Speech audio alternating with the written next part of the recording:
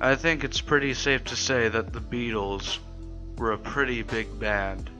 In terms of singles and album sales, they're actually the #1 band of all time.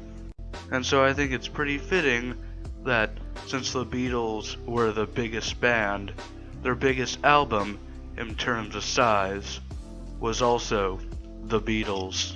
Known usually as the White Album, this album had more tracks on it than any of the previous Beatles records.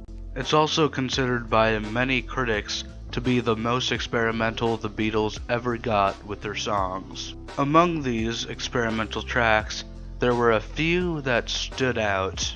Paul McCartney squealing Honey Pie for 50 seconds, John Lennon featuring a bunch of random noises for 9 minutes, and what I would consider the most influential track off of this album, Helter Skelter. Now, Helter Skelter might not be the best song of the album, but it was the heaviest the Beatles had ever been up to that point. And through this heaviness, the Beatles helped cultivate the new growing genre of harder rock. The song Helter Skelter goes a little something like this.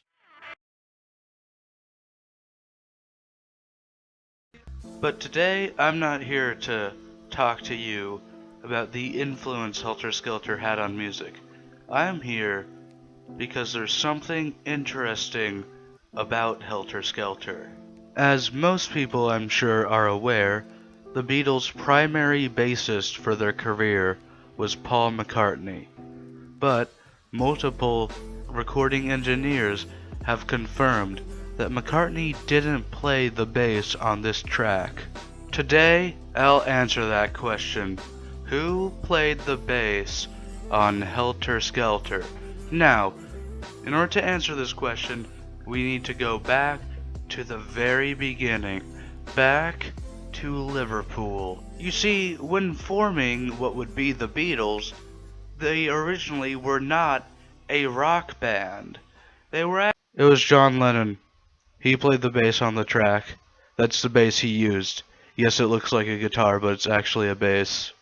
Why don't you beat that subscribe button? Hey? That joke was terrible.